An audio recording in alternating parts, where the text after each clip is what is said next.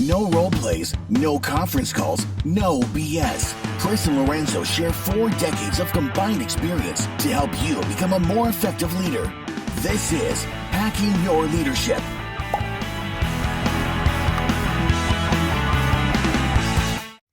Hey everyone, this is Chris. And Lorenzo. And welcome to our Best of Saturday series.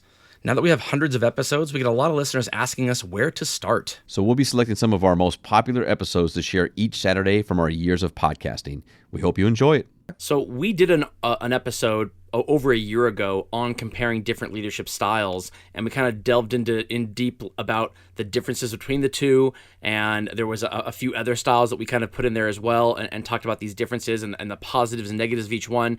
As you know, my degree's in psychology, and so I follow a lot of psychology blogs and psychology threads on Reddit and stuff like that. And I came across an article recently on the psychology thread of Reddit, and the article was called "How to Be a Leader: 13 Laws from Social Psychology."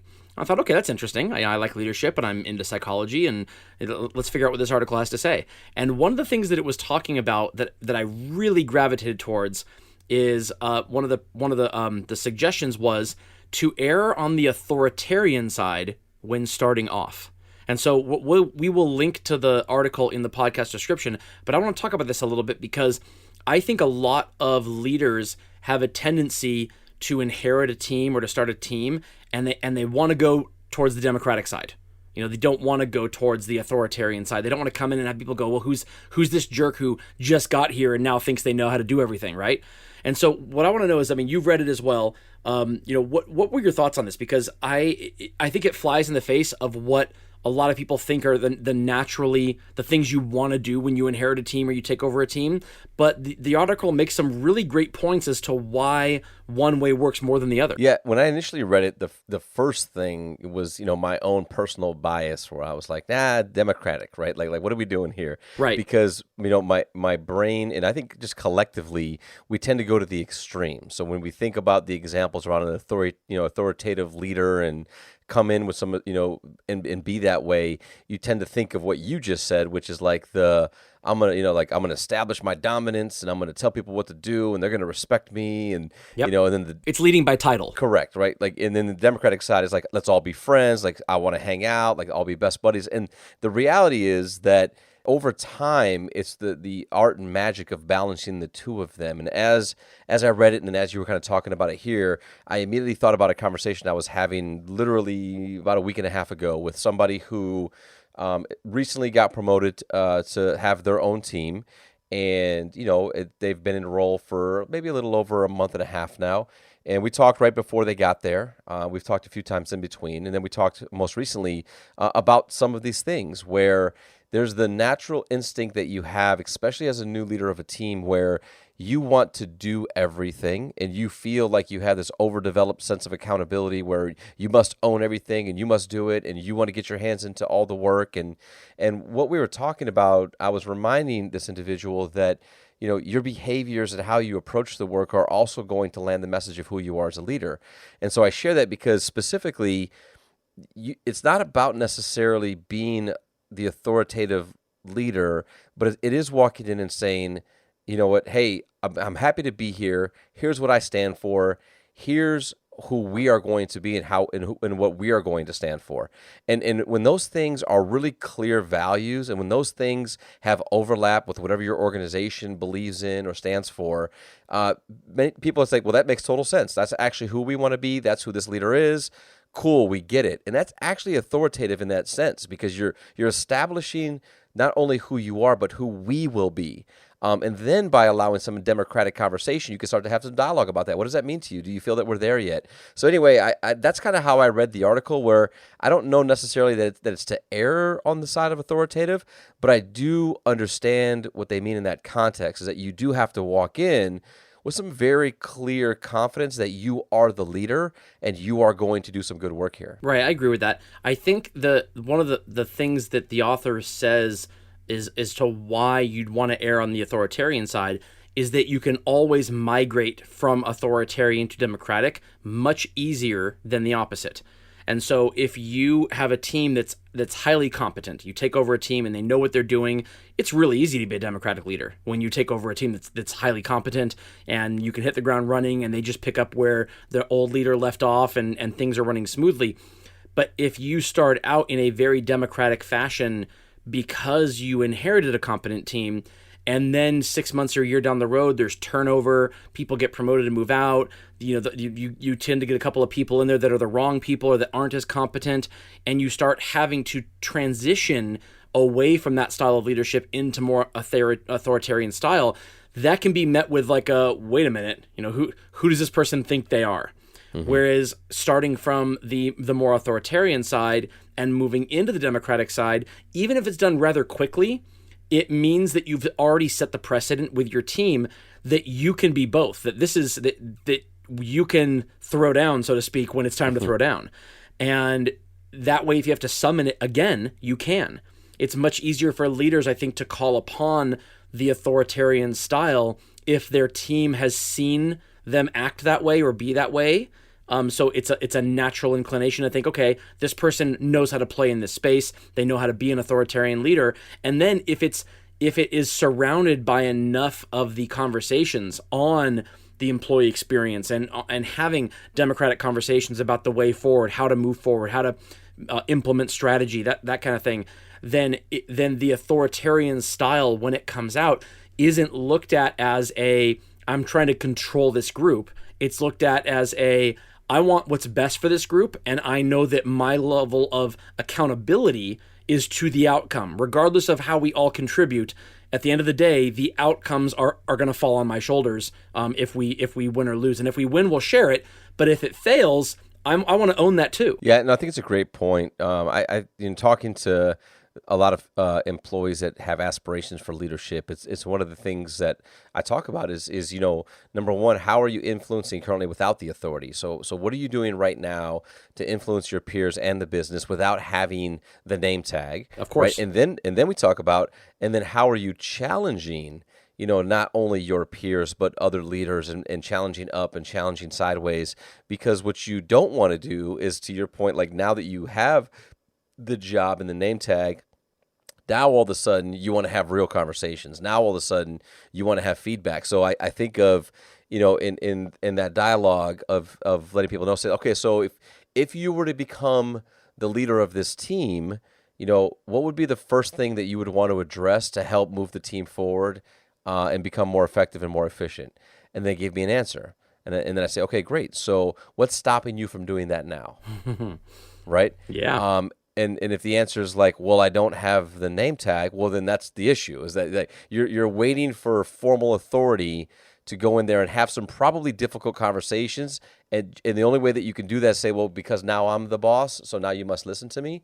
So like, let's go start having those conversations now and doing some of that work, because to your point earlier, then when you can flex that authoritarian style and you can stand for what you believe in as a leader, and you can show people that it's not about a title or the job or if you're the boss or not, but that these are the things that you're going to stand for and that you will push back on them and that you'll have that type of dialogue with individuals, then when you do get the job, to your point, it's nothing new. And now you can be more democratic as a leader because they already understand what you stand for and who you are and what your personal and professional brand is. Yeah, that's true. I know that I'm sure there's nobody listening who can't think of a leader they've had that was authoritarian and a leader they've had that was more democratic.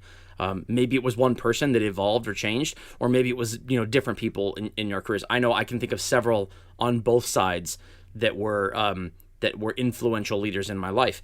I think people naturally have a tendency to look at, like, if you were to ask a person, what do you prefer, authoritarian or democratic leadership? A 100 out of 100 employees would say they would prefer democratic leadership over authoritarian leadership. Yep. But I think one of the things that would be missing from those results is the fact that I think some of those people who are picturing their favorite leaders or their best leaders, they weren't all democratic leaders. They had some authoritarianism in them that came out when it needed to come out. And what tempered it, or what made them viewed highly by their people, years later or decades later even, is this idea that the goal of the leader was to develop and advance and open doors for the employees. And so if the authoritarianism that has to come out in you sometimes is truly rooted in that, what your goal is to open doors for employees, to help them achieve their goals, to help them get where they want to get, or to get promotions that they want, or to move ahead with the company, or move out of the company if that's what they want to do, if they want to go somewhere else. If you have to call upon some authoritarian leadership in order to accomplish that, your people will see that versus seeing this person is an authoritarian leader because they just want to maintain control over their people. That's a very different, kind of motivation behind it, even though the actions might be very similar. And I think employees have a really keen eye most of the time of seeing where the authoritarianism is rooted in. Is it rooted in I want to maintain control, or is it rooted in I want to help these people get ahead?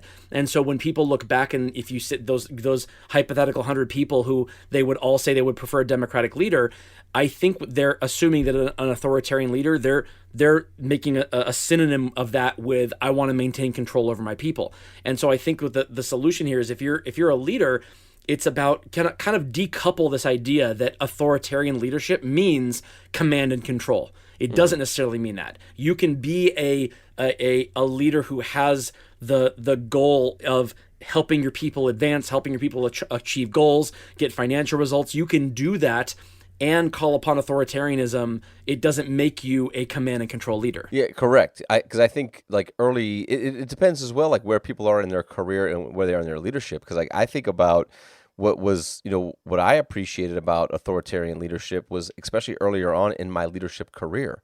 Like when I needed somebody to be more direct with me, when I needed somebody to be more clear with the expectation of what I should be doing and what I shouldn't be doing, and saying, hey, here is the strategy, and what I'm asking you to go do is go execute the strategy.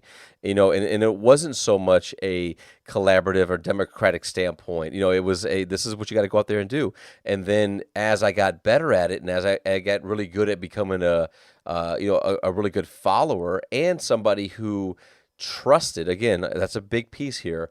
I think the authoritarian element works well when, to what you said, the trust is built and the relationship is such that you understand that this person is fully invested in your success, and they want you to be successful, and it's you're both in the same boat, rowing the same way. And it may be somewhat painful sometimes when you make a mistake, or you don't follow direction clearly, or you maybe get off the rails a little bit. But at the end of the day, I most appreciate in my career those authoritarian leaders that kept me on the straight and narrow, and didn't let me run away too far on certain situations, because they helped me build in the structure and the confidence and the capability to stay focused on a task and do the work that I knew was the right work. And then that way, when I kind of got passed into those leaders that were much more democratic, I knew I had the structure and the tenacity and the focus to lay into strategies, and then I knew when I could actually debate or have an opinion, or slightly shift without taking too much risk. Yeah, that's true. I just thought of something else too, that when you were saying that you appreciated those authoritarian leaders, that didn't sit well with me for a moment. Like in my mind, I'm thinking, when have I ever appreciated an authoritarian leader? And I tried to figure out kind of where the delineation is. Why were leaders that were authoritarian in my career, the ones that I have appreciated, why did I appreciate them? There's a big difference between them, and it's very simple. We've talked about it many, many times. It's the Simon Sinek start with why. I think authoritarian leaders who still get the buy-in from their people all the time have no problem explaining why they're asking their people to do anything, literally anything. They can articulate how the smallest, the medium, and the largest things that their people are being asked to do, they can articulate how those things tie back to the mission or the vision that you're already bought into together. And so if you are an authoritarian leader that does not have the support of their people, they're the go do this because I said so. And the authoritarian leader that has the buy-in is go do this because this is how it ties back to our mission. And if the employee doesn't buy into that, or they don't make the tie-in as to what they're being asked to do, what the why behind it is, they don't put two and two together with that, and you can't make that happen, either it's a bad answer, or you're making it up, or the employee is not bought into the mission to begin with. Because if you are telling your people to go do something, if you're calling upon the fact that you are the boss and you're asking your people to do something, and you are able to articulate how that thing goes back to the greater picture or mission or vision of your organization or of your team, they should have no problem saying, yeah, I got it. That makes sense to me too.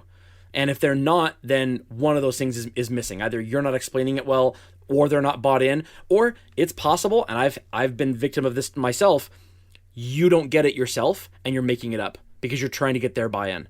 I have been in situations as a leader where I didn't get how something I was being asked to do tied into the greater mission, but instead of challenging my own leadership on explaining that why to me, I just said, whatever, I'll make it happen. And in my mind, I'm thinking, yeah, I can make that happen myself. This particular thing isn't necessary for me to have the tie-in to the bigger picture for me to execute. I'll just execute because it's fine. But I might have a lot of people reporting to me who don't feel that same way. And so my inclination to want to just try to throw spaghetti at the wall to see what sticks there and hope they get buy-in. If I'm making it up, they're never going to get bought in because I'm making it up. And in those situations, I had to go back to my leader and say, I'm having a hard time with this. I can execute this without knowing the why. I know a lot of people who can't. So I would love to know how this ties in to our mission and our vision, because I need to be able to articulate that to my people and I can't figure it out. So let me ask you this question, because as you were walking through that, I can't think in my career of somebody who I would say is like just a democratic leader that was not also like where I can think of examples where they were authoritarian in the right ways. I can think of some authoritarian leaders who were only authoritarian, sure, and had no interest in democracy at all. But I can't see it the other way around. And maybe that's just my small cross section of my career. But can you think of somebody in your career where they were 100% democratic? And didn't show any elements of the authoritarian leader? Yeah, I can think of a few that are coming to my mind right now. And I think they get walked on by employees. I think they believe themselves that they're doing the right thing for their employees, but no employee views that leader as an advocate for them getting ahead. It's they work in the moment. They work in the moment for what I'm trying to get done now. But no one looks to them to say, help me get ahead, help develop me, help me get better at doing this and that. It's the ones that find the right balance between democratic leadership and authoritarian leadership. Those are the leaders that get asked by employees to mentor them, to help them get ahead. You definitely have to have both. I completely agree.